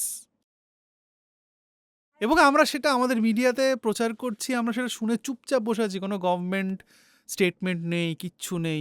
Trump একটা উল্টোপাল্টা কথা বলেছে বলে স্পেনের প্রাইম মিনিস্টার ফাটাক্সে প্রোটেক্টিভ একটা নেচার নিয়ে নিজের দেশকে রক্ষা করবো ভাই আগে। একটা নিন্দা সূচক একটা প্রস্তাব পর্যন্ত দিতে পারে মানে না। অন দ্য ফেস নিন্দা করেননি ঠিকই উনি, কিন্তু উনি কিন্তু একেবারে ছেড়েও দেননি। আমাদের তরফ থেকে কিচ্ছু নেই। আমি জানি না এই গভর্নমেন্টের এই যে বলে বিশ্বগুরু, মানে আমি জানি না তার কি স্ট্র্যাটেজি এখন। যেমন ভেনেজুয়েলার সময় যখন সে অ্যাটাকটার সমালোচনা করেছিল, কিন্তু আমেরিকাকে সরাসরি না, সমালোচনা না, করেনি। না। তো সেই সময় স্ট্র্যাটেজিক সাইলেন্সটা না হয় সেই একটা স্ট্র্যাটেজিক, কি বলবো, যে একটা স্ট্র্যাটেজিক পজিশনটা আমি না হয় বুঝতে পারলাম সেই সময়। এখন যখন নিজের দেশের অটোনমি, নিজের দেশের ইমেজ যখন প্রশ্নের মুখে, তাহলে সেখানে দাঁড়িয়ে কেন চুপ করে সবকিছু মেনে নিচ্ছে, সত্যিই বোঝা যাচ্ছে না। আমার কেন জানি না মনে হয় ইন্টারন্যাশনাল কমিউনিটিতে এই যে ধীরে ধীরে ইন্ডিয়া কোনো একটা পার্টিকুলার দেশের পাপেট হয়ে যাচ্ছে, এই যে একটা ইন্টোনেশন তৈরি হচ্ছিল, পারসেপশন তৈরি হচ্ছিল, এটা আমার ব্যক্তিগত মতামত। এটা আমি চাই আমি যেন ভুল হই। আমার মনে হচ্ছে এটা বোধহয় আমরা যখন আমাদের পেহেলগাম অ্যাটাক হলো, তারপরে যে পাকিস্তানের সাথে যে কদিনের যুদ্ধই চললো, সেই সময়ে যে কোনো ইন্টারন্যাশনাল কমিউনিটি থেকে ডিরেক্টলি পাকিস্তানকে অভিযোগ করে কোনো কমপ্লেইন আসেনি বা কোনো নিন্দা আসেনি। আমার কেন জানি না মনে হচ্ছে ইন্টারন্যাশনাল কমিউনিটিতে এটা বোধহয় অনেকেই আগে বুঝতে পেরেছিল বলে ইন্ডিয়ার সাথে ওরা তেমন একটা থাকতে চাইছিল না। সেজন্য ওপর একটা ম্যানেজ দেওয়ার মতো করে একটা নিন্দা করার মতো করেছে। সবাই দেখছিল, international community has been watching. আমার মনে হয় এটা। ইট হ্যাজ বিন ওয়াচিং তাদের। কারণ এই লাস্ট কত বছর ধরে এই যে একটা অতিরিক্ত একটা মানে ডেসপারেশন দেখানো, এটা তো বোঝা যাচ্ছে যে যবে থেকে ট্রাম্প এসেছে, ট্রাম্পের প্রথম টার্ম থেকেই যেভাবে ইন্ডিয়া রেসপন্স করছিল, অ্যাজ ইফ মানে ধন্য হয়ে যাওয়া, আমাকে আমেরিকা ডেকেছে, আমি ধন্য হয়ে গেলাম। আমরা সেই সময় কমপ্লেন করছিলাম কোনো ইন্টারন্যাশনাল কমিউনিটি আমাদের পাশে ছিল না, কোনো দেশ আমাদেরকে সাপোর্ট করেনি, নিন্দা করেছে, কিন্তু পাকিস্তান এটা ভালো করেনি, এই যে কথাটা কেউ বলেনি। হয়তো তাদের কাছেও এই যে অ্যাটাকগুলো হওয়া, পুলওয়ামা অ্যাটাক বা এই পেহেলগাঁও অ্যাটাক, এই সমস্ত অ্যাটাক নিয়ে যে এই গভর্নমেন্টের যেই রেসপন্স, এবং সেটা নিয়ে হয়তো তাদের মধ্যে হয়তো কোনো সন্দেহ বা কোনো ডাউটস তাদের মধ্যে থেকে থাকতে পারে সেখানটায়। কিন্তু সেগুলো নিয়ে কথা বলতে গেলে তো আবার সেই কনস্পিরেসি থিওরিতে যাওয়া হবে। না, এইটা নিয়ে আমি কথা বলতে চাই না, কারণ এটা রিস্কি হয়ে যাবে, প্রচণ্ড রিস্কি হ্যাঁ, হয়ে যাবে প্রচন্ড জিনিসটা। রিস্কি, এবং এগুলো স্পেকুলেশন নিয়ে আমাদের মানে স্পেকুলেট করার কোনো মানেই হয় না। আরও একটা জিনিস হতে পারে, আমাদের ইন্টারনালি না, আমাদের ইন্টারনাল পলিসি বলো, ইন্টারনাল রিলেশন বলো, আমরা সেটাকে এত টেকেন ফর গ্রান্টেড নিয়ে নিয়েছি বা এত অযত্নে রেখেছি, এই মেসেজগুলো তো যায় বাইরে। ভাই ওরা নিজেরা ঝগড়া করে মরে যাচ্ছে, আমরা এখানে ঢুকবো কেন? এই যে বর্তমান যে এই যে পলিসিগুলো, এবং যেইভাবে তার গভর্নমেন্টেরই ইলেক্টেড মিনিস্টাররা, তারা যেইভাবে হেট মঙ্গারিং হেট করছে। মঙ্গারিং করছে, পার্টিকুলার কমিউনিটির ওপর যেই রকমভাবে করছে, কিছু পার্টিকুলার কমিউনিটিজের ওপর, হ্যাঁ, যেই রকমভাবে কথাবার্তা বলছে, যেই ধরনের এই দেশে থাকতে হলে এইভাবে থাকতে হবে, হ্যাঁ, এইগুলো তো ভালো মেসেজ যাচ্ছে আমাদের না। মতো দেশের জন্য তো এটা না, এগুলো মানায় ভালো না। মেসেজ যাচ্ছে না, এবং এত রকমের ইনটলারেন্স, হ্যাঁ, এখন এই এই রামনবমী আসছে, তো এখানে মাংস বিক্রি করা যাবে না, বাড়িতে কে কি খাচ্ছে, বাড়িতে গোমাংস আছে সেই কারণে লোককে পিটিয়ে মেরে ফেলছে, এইগুলো কখনোই ভালো মেসেজ যায় না। কেউ যদি একটা সুপার পাওয়ার হতে যায়, সুপার পাওয়ার হতে গেলে তাকে কিন্তু রেসপন্সিবল সুপার পাওয়ার হতে হবে তাকে, তাহলেই একটা একটা ইন্টারন্যাশনাল কমিউনিটিতে সে একটা সুপার পাওয়ার হিসাবে সে অ্যাকসেপ্টেড হবে। তুমি একটু আগে বলছিলে না যে আমাদের কেন এফডিআই কমে যাচ্ছে বা কিছু, রিসেন্ট ঘটনা বলছি, মানে হার্ডলি 1-1.5 বছর বা 2 বছর হবে ম্যাক্স, তার বেশি হবে না। কিছু খবর এরকম এসেছিল না যে অমুক কোম্পানির অ্যাডে এই পার্টিকুলার জিনিস দেখিয়েছে, তাই সেই কোম্পানিতে গিয়ে লোকে ঝামেলা করছে। সেটা বিদেশি কোম্পানি, কিন্তু সেটা নয়, সেগুলো এগুলো দেখছে না ওরা। সবই তো সবাই তুমি ওয়াচ এবার করছে। কান্নাকাটি করছো যে ভাই কেন ইনভেস্টমেন্ট আসছে না, কেন আসবে?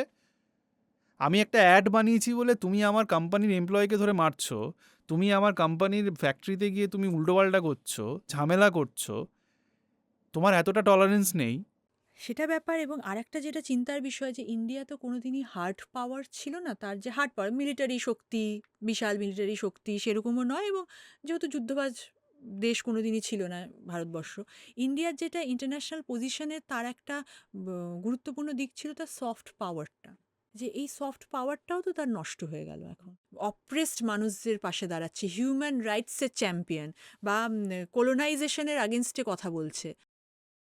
ইসরায়েলের সাথে যাওয়া বা আমেরিকার এই সমস্ত কিছু বশ্যতা মেনে নেওয়া, এই সফট পাওয়ারটাকেই তো একটা ভীষণ রকমভাবে ডেমলিশ করে দিল। একটা দেশের ক্ষমতাকে বোঝার জন্য তো অনেকগুলো প্যারামিটার্স থাকে, সেই প্যারামিটার্সগুলো দিয়ে বোঝা যায় সেখানটায়। যে আবার যে প্রশ্নে আসলাম, যে সুপার পাওয়ার হতে গেলে তাকে রেসপন্সিবল হতে হয়। যদিও এখানে প্রচুর ইসরায়েলের সমর্থকরা রয়েছে, হ্যাঁ ইসরায়েল ঠিক করছে।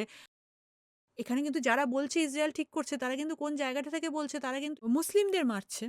আর আরেকটা যেটা এটার ইমপ্লিকেশন, এই যুদ্ধগুলোর, এই যুদ্ধতেও সব থেকে বড় সফট টার্গেট হয় মহিলা এবং শিশুরা। যে কোনো ধরনের যুদ্ধই হচ্ছে অ্যান্টি উইমেন, এবং শিশুরা যারা কিছুই জানে না কেন হচ্ছে, তারাও এত এত এত হাজার হাজার শিশু, গাজাতেও কত শিশু, 20,000 25,000 পরে শিশু নিহত হয়েছে। এখানটাও হলো, ইরানেও এখানটায় হয়েছে। যারা জিনিসগুলোকে জাস্টিফাই করছে, আমাদের দেশের প্রধানমন্ত্রী গিয়ে সেখানে গিয়ে কোলাকুলি করছে, সেখানটায় গিয়ে তাদের সব কিছু মেনে নিচ্ছে। এটা একটা কি বার্তা দিচ্ছি আমরা? কোনো সভ্য দেশ যুদ্ধ করতে পারে না। আমি এটা মনে প্রাণে বিশ্বাস করি। কোনো মানে সেই দেশ সভ্যই নয় যে এই দেশ যুদ্ধ করে।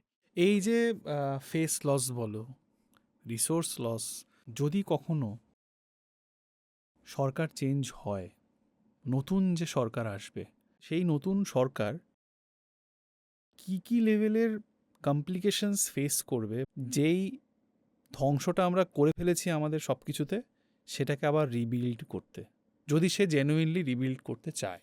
তাকে যেটা করতে হবে, যে একটা, এই যে একটা দেশের, আমাদের আলোচনার মধ্যেই এই জায়গাটা বেরিয়ে এসেছে যে ইন্ডিয়ার এই ফেস লসের কারণটা কি, তার ইন্টারনাল পলিসিগুলো। তাহলে প্রথমেই তাকে তার ইন্টারনাল পলিসিগুলো তাকে ঠিক করতে হবে সেখানটায় দাঁড়িয়ে। ধর্মকে হাতিয়ার বানিয়ে যেই একটা রাজনীতি চলছে, হ্যাঁ, সেই জায়গাটাকে প্রশমিত করতে হবে। এটা সহজ হবে সেখানটায় যেভাবে বিষটা একদমই ঢুকে সহজ, গেছে মানুষের একদমই মনে? সহজ টাস্ক নয়, কারণ এটা দীর্ঘদিন ধরে তৈরি হয়েছে। আমার ব্যক্তিগতভাবে মনে হয় যে নেক্সট যে সরকার আসবে, সে যদি কখনো চায়ও, যেরকম আগে ঘরের মধ্যে ছিল, ব্যাপারটাকে ঘরের মধ্যেই রেখে দাও, রাস্তায় আর এনো না। মানে সেকুলার, আমাদের কনস্টিটিউশনে যেটাকে হ্যাঁ, সেকুলার বলছে, সবাই নিজের এক্স্যাক্টলি মতো করে স্বাধীনভাবে ধর্ম পালন করবে, এক্স্যাক্টলি। এটা রাষ্ট্র যদি কোনো করতে ধর্মকে প্রমোট যায়, করবে না। আমার ব্যক্তিগতভাবে মনে হয় পলিটিক্যাল পার্টির থেকে কি রেজিস্ট্যান্স ফেস করবে আই ডোন্ট নো, পাবলিকলি একটা মারাত্মক রেজিস্ট্যান্স ফেস করতে পারে। হ্যাঁ, হবে তো। সেখানে তো টাস্কটা খুব কঠিন টাস্ক একটা। তবে আমার যেটা মনে হয় যে যদি পাবলিক যদি শুধুমাত্র ধর্মের কথা ভেবেই থাকতো, তাহলে হয়তো লাস্ট ইলেকশনে হয়তো এই রেজাল্টও হতো না। Point, valid point. কারণ পাবলিকও কিন্তু ভীষণ বিরক্ত এই শুধুমাত্র এই ধর্ম নিয়ে এই রাজনীতিতে। মানে কারণ পাবলিক এটা বোঝাতে চেয়েছে হয়তো যে ধর্ম চাই, কোনো ঠিক অসুবিধা আছে, নেই, পেটে ধর্মকে আমরা, ভাতটাও হ্যাঁ, চাই। একদম তাই, পেটে ভাতটাও চাই। তো সেখানটায় দাঁড়িয়ে যে এরপরে যদি যে সরকার আসবে, তার প্রাইমারি টাস্ক হবে তার জব জেনারেশন করা, ভাতা বেস জব জেনারেশন নয়, genuine job genuine generation. Job generation. এবং তার জন্য তার যেই ইকোনমিক পলিসিকে তার সেইভাবে তৈরি করতে হবে, সেইভাবে গঠন করতে হবে। এবং তার যে এই যে ক্রেডিবিলিটিটা নষ্ট হয়ে গেছে, এই ক্রেডিবিলিটিটা বিল্ড আপ করতে গেলে সেখানটায় হবে আসল টাস্কটা। আমাদের পড়শিদের সাথে আমাদের সম্পর্ক খারাপ, যদিও বা একটু একটু এই নেপালে নতুন সরকার এসেছে, হ্যাঁ, শ্রীলঙ্কায় যেটা হয়েছে, শ্রীলঙ্কায় যেটা এখন যে বাম সরকার রয়েছে, তারাও ইন্টারেস্ট দেখাচ্ছে। বাংলাদেশে নতুন গভর্নমেন্ট এলো, আর কি করতে হবে? এই রেজিমও করতে পারে, যদিও আমি আশা দেখছি না। দেশের অবস্থার যদি উন্নতি করতে চায়, বাইরের যেই দেশগুলো রয়েছে সেই দেশগুলোর সাথে সম্পর্কগুলোকে ঠিক করার চেষ্টা করতে হবে সেখানটায়। কিন্তু এটা হিউজ টাস্ক, খুবই টাইম কনজিউমিং ব্যাপার। আর যেই ড্যামেজটা হয়েছে সেই সেটা রিপেয়ার করা এত সহজেই কিছু হবে না। সত্যি কথা বলতে যে আমাদের না কাজগুলো না ভীষণ একদম গ্রাসরুট লেভেল থেকে শুরু করতে হবে, এবং সেই কারণে কিন্তু মানে যারা অপোজিশনগুলো রয়েছে সমস্ত অপোজিশনের কিন্তু এক হওয়াটা খুব দরকার। মানে তুমি বলতে চাইছো প্রধানমন্ত্রী হওয়ার শখটা কাউকে কাউকে বাদ দিতে হবে? সেটা কি সম্ভব? মানে আমি কিন্তু দেখছি না যে, মানে আমি যেই কথাগুলো বলছি সেগুলো কিন্তু একটা দেশের তুমি জেনুইন, আইডিয়ালিস্ট হয়ে হ্যাঁ, গেছো। আইডিয়ালিস্ট এবং জেনুইন নেশন বিল্ডিং এর জায়গা থেকে বলছি। এই জেনুইন নেশন বিল্ডিং এর জায়গাটায় কতটা সদিচ্ছা কার আছে, আই রিয়েলি ডাউট। সত্যি কথা বলতে খুব বেশি আশার আলো নেই আগামী 5 বছর? ৫ বছর নয়, আমি আগামী ২৫-৩০ বছর কোনো আশার আলো দেখছি না। মানে বাপরে! অবস্থার উন্নতি আমি দেখছি না মানে আগামী। আমাদের জীবদ্দশায় আমরা দেখে যেতে পারবো না। না, আর এবং তারপরে যেতে, যেতে ২০৫০ সাল আস্তে, আস্তে পৃথিবী, তুমিও থাকবে না, না আমিও থাকবো না, থাকবো এবং না। পৃথিবীর তেল শেষ হয়ে যাবে। আচ্ছা, লাস্ট একটা আইডিয়ালিস্টিক প্রশ্ন করি। সেটা হচ্ছে এই পলিটিক্যাল সিনারিওতে, কারেন্ট পলিটিক্যাল সিনারিওতে এরকম ৩ জন কাকে দেখো দে ক্যান বি, বা he or she can be a very good prime minister? তাকে যদি নেক্সট ১০ বছর দেওয়া হয় এবং আইডিয়াল সিচুয়েশন সে যদি ঠিকঠাক লোক পায়, তাহলে তার ভিশনে আমরা উই ক্যান গো সামওয়্যার। নান, একজনও নেই? নান। আচ্ছা, অ্যাটলিস্ট 50%? আমি সত্যি কথা বলতে আমি আমি বর্তমান পরিস্থিতিতে দাঁড়িয়ে আমার মনে হয় না যে ভালো কিছু হতে পারে। বেটার? সত্যিই আমার ভালো না হোক, better? I don't think so. সে যে কেউ আসুক সেই মনে হয় বেটার হবে। এটাকে ঠিক আমি ওয়ার্ডটা পাচ্ছি না। হ্যাঁ, হাইপোথেটিক্যাল তো বটেই। আর ওই যে তার ওটা কি বলে, পাশাপাশি ইথিও কি একটা বলে, ইউটোপিক, ইউটোপিয়া। ইউটোপিয়া, না, ইউটোপিয়া ইউটোপিক না। একটা আমার ইয়ে। আমার আমি যেটা বলতে চাইছি যে ইথিও এটা বলতে একটা তুই ইথিও বলে আমার মাথায় আমি ইথিওপিয়ার সাথে গুলিয়ে ফেলি বারবার। কেউ যদি এখন জেনুইন ইন্টেনশন নিয়েও আসে, বর্তমানে দেশের যে পরিস্থিতি এবং আশেপাশের আন্তর্জাতিক যে রাজনীতির যে পরিস্থিতি, তারা কিছু করতে পারবে না, কারণ পরিস্থিতি এখন এতটা খারাপ হয়ে গেছে। এবং আবারও বলছি, আবারও এই আলোচনা, আজকেও এই আলোচনায় এসে আমি কোনো সলিউশন দিতে পারলাম না এখানটায় এসে। যেই পৃথিবীতে শিশুরা এইভাবে মারা যায়, সেই পৃথিবীতে সত্যি কথা বলতে পারে মানে হারিয়ে ফেলেছে সেই পৃথিবীর তুমি মারা রাইটস, যাওয়া, হারিয়ে ফেলেছে। খুন মারা হয়, যাওয়া, মারা যায় না, খুন হয়। মারা তারা যাওয়া রাইটস অবধি হারিয়ে বা খুন ফেলেছে। হওয়া অবধি অনেক অনেক তো এক্সট্রিম গেলে। সিম্পল বলছি, যে পৃথিবীতে বিল গেটসের মতো মানুষ থাকে এবং সে স্বেচ্ছায় ঘুরে বেড়াচ্ছে, ইন্টারভিউ দিয়ে বেড়াচ্ছে, ভালো মন্দ খেয়ে বেড়াচ্ছে, এবং কিছুই যায় আসে না তার। এইচপিভি ভাইরাস নিয়ে আবার মাঠে নেমেছে। এই পৃথিবী কন্টিনিউ করার যেই তার যে ক্লেমটা, সেই ক্লেমটা অনেকদিন আগেই সে হারিয়ে ফেলেছে। আমরা আমরা না মানে আমরা বেঁচে আছি লোনের ওপর, এখন বেঁচে আছি।